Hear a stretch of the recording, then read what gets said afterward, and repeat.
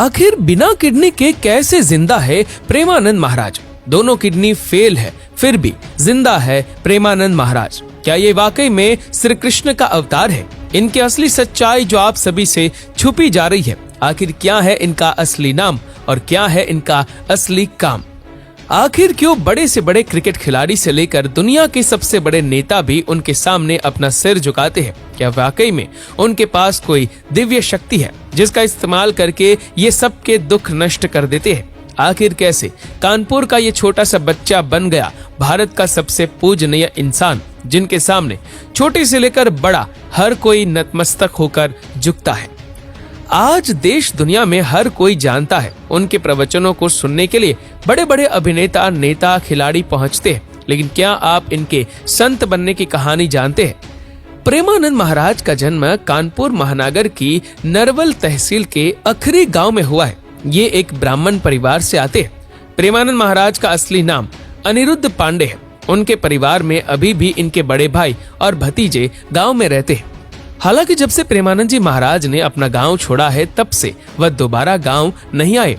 कानपुर तो एक दो बार आना जाना हुआ, लेकिन अपने गांव नहीं गए, क्योंकि सन्यासी जीवन में घर नहीं जाया जाता है।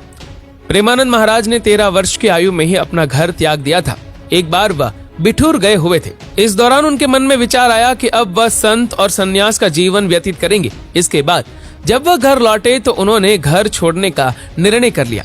इसके बाद वह अचानक घर छोड़कर निकल गए और फिर बनारस जाकर सन्यासी जीवन जीते हुए गंगा किनारे रहने लगे।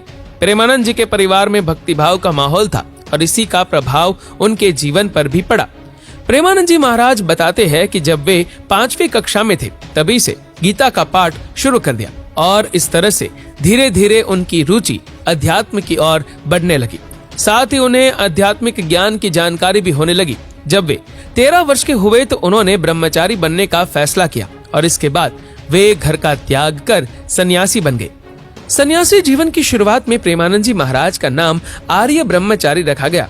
इसके बाद अपने एक मिलने वाले संत के माध्यम से वह वृंदावन गए। वहां जाने के बाद वह राधा रानी और भगवान श्री कृष्ण की भक्ति में ऐसा रंग गए कि आज वह वृंदावन के सबसे बड़े सन्यासी के रूप में जाने जाते हैं। बड़ी संख्या में लोग इनके पास अपनी समस्या को लेकर आते हैं और ये सभी लोगों की समस्या दूर करते हैं और प्रेमानंद महाराज राधा रानी के नाम से ही जी रहे हैं।